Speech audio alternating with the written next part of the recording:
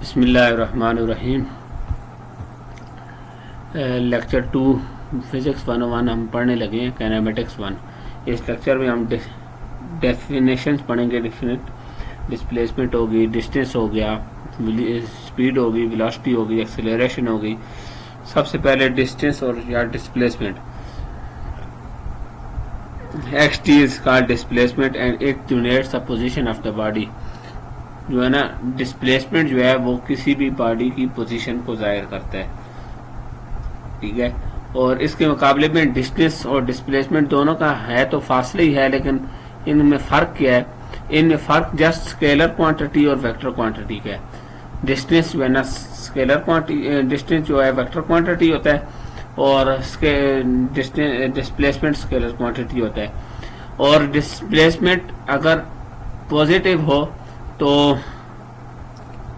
वो जो है ना ओरिजिन के राइट साइड पे जो है ना वो होगा, और अगर डिस्प्लेसमेंट नेगेटिव हो तो वो ओरिजिन के लेफ्ट साइड पे होगा। उसके बाद स्पीड है। स्पीड में ये कहता है if a body is moving with speed v in time t it will cover a distance d is equal to vt। तो अगर हमारे पास एक बॉडी है, वो मूव कर रही है वेलोसिटी से, और टाइम उसका इतना हो गया, तो उसका डिस्टेंस जो है ना वो कवर इतना होगा। एवरेज स्पीड उसकी कितनी होगी? एवरेज स्पीड जो है ना total distance per unit total time, ठीक है। उसके बाद वेलोसिटी है rate of change of distance per unit time is known as velocity. उसके बाद है हमारे पास इंस्टेंटेनियस वेलोसिटी। इंस्टेंटेनियस वेलोसिटी जो है ना very small interval of time is known as instantaneous velocity del X by del T. यहाँ पे इन्होंने लिखा हुआ है del X by del T. ये डेल एक्स और डेल टी ये बहुत स्मॉल क्वांटिटी है, जो जीरो के बराबर तो नहीं है, लेकिन जीरो के बराबर, जीरो तो नहीं है लेकिन जीरो के बराबर है। उसके बाद ये ग्राफ दिया गया है। ग्राफ इसको कहते हैं जो है ना टाइम डिस्टेंस ग्राफ। ये वेलोसिटी है, ये जो वाई एक्सिस पे ये डिस्टेंस हो गया, एक्स एक्सिस पे इसकी टाइम हो गया। ये जो दरमियान में कर्व बना हुआ है, इसकी किसी भी ऑब्जेक्ट की वेलोसिटी है। उसके बाद एक्सीलरेशन है। एक्सीलरेशन हमने जैसे पढ़ा था कि rate of change of distance is known as velocity, तो इसी तरह rate of change of velocity is known as acceleration. Instantaneous acceleration very small interval of time, जब वेलोसिटी चेंज होती है तो उसको इंस्टेंटेनियस एक्सीलरेशन कहते हैं। उसके बाद यहाँ पर भी ये लिखा हुआ है कि डेल वी और डेल टी बहुत स्मॉल क्वांटिटी हैं, जो जीरो के बराबर तो नहीं है, लेकिन जीरो के बराबर, जीरो तो नहीं लेकिन जीरो के बराबर है, ठीक है। और नेगेटिव एक्सीलरेशन ये कहती है कि नेगेटिव एक्सीलरेशन जब स्पीड जो है ना वो उसकी कम हो, फर्स्ट वेलोसिटी उसकी ज्यादा हो और फाइनल वेलोसिटी उसकी कम हो, तो वो उसकी नेगेटिव एक्सीलरेशन हो जाती है। वो उसको हम डिक्लेरेशन भी कहते हैं। 5वां पॉइंट इंपॉर्टेंट नहीं है, इसको लिहाजा छोड़ देते हैं। 6 पॉइंट भी इतना इंपॉर्टेंट नहीं है, चलो इसको जो है ना थोड़ा सा टच कर लेते हैं कि अगर कांस्टेंट एक्सीलरेशन हो तो जो है ना टाइम हमारे पास, टाइम डायरेक्टली प्रोपोर्शनल होता है वेलोसिटी के। कांस्टेंट एक्सीलरेशन हो तो टाइम डायरेक्टली प्रोपोर्शनल होता है एक्सीलरेशन के। 7वां पॉइंट में ये कहता है कि अगर हम इस इक्वेशन को यूज करें, इस इक्वेशन में एवरेज स्पीड पुट करें, एवरेज स्पीड वाला फार्मूला हम पुट करें, तो हमारे पास सेकंड इक्वेशन ऑफ मोशन बन जाती है। अगर 8 पॉइंट ये कहता है कि अगर हमारे पास सेकंड इक्वेशन ऑफ मोशन को हम थोड़ा सा एलिमिनेट करें, थोड़ा और यूज करें, तो हमारे पास जो है ना,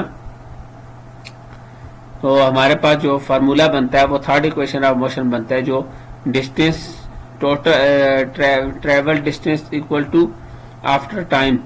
तो टाइम के बाद जो डिस्टेंस बनेगा वो हमारे पास थर्ड इक्वेशन ऑफ मोशन के बाद बनेगा। 9th पॉइंट जो है ना वेक्टर क्वांटिटी को शो करता है कि वेक्टर क्वांटिटी वो क्वांटिटी होती है जो है ना जो साइज के साथ डायरेक्शन भी मेजर कर रही हो, साइज के साथ डायरेक्शन भी शो कर रही हो।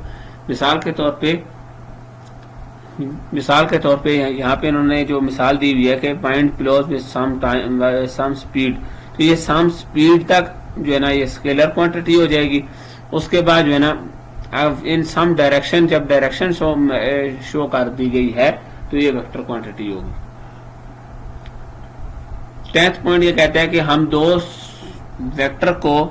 दो कंपोनेंट को वेक्टर को हम जो है ना उसके कंपोनेंट से जो है ना मेजर कर सकते हैं। अगर कोई भी वेक्टर 1 डायमेंशन में है तो वो उसका एक ही कंपोनेंट होगा, उसको एक्स कंपोनेंट कहेंगे। अगर 2 डायमेंशन में है तो उसके 2 कंपोनेंट होंगे, एक्स एंड वाई। अगर 3 डायमेंशन में वेक्टर मूव कर रहा है तो उसके 3 कंपोनेंट होंगे, एक्स वाई एंड जी। उसको हम X Y and Z axes में मूव करेंगे। 11 पॉइंट ये कहता है कि अगर हमारे पास एक वेक्टर है वो 2 डायमेंशन में मूव कर रहा है तो आर एक्स एक्सिस पे उसका क्या जो है ना एक्स एक्सिस किसके बराबर होगा, वाई एक्सिस किसके बराबर होगा।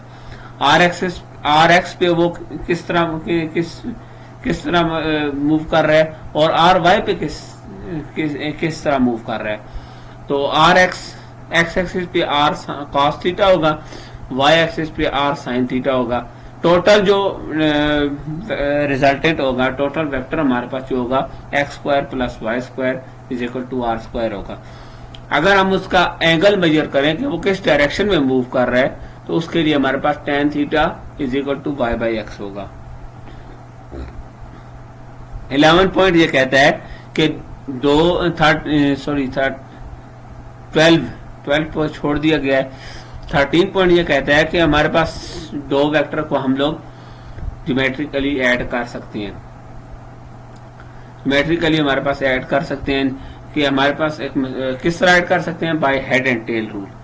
मिसाल के तौर पे हमारे पास एक वेक्टर है ए, एक वेक्टर ए है, वो एक एंगल पे एक डायरेक्शन में, इसी तरह एक वेक्टर बी है।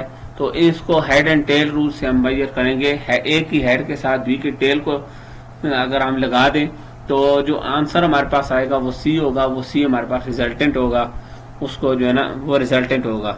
इसी तरह ये हमारे पास अगर बी के हेड के साथ सी के टेल लगा दें, बी के हेड के साथ ए का टेल लगा दें तो वो जो है ना वो भी आंसर सी आएगा, वो दोनों एक दूसरे के बराबर होंगे। अच्छा, रिजल्टेंट हमारे पास जो है ना वो रिजल्टेंट ए की टेल से बी के हेड के साथ जाकर लगेगा। इस तरह इसकी जो है ना इसमें बी की टेल से ए के हेड के साथ जाके लगेगा।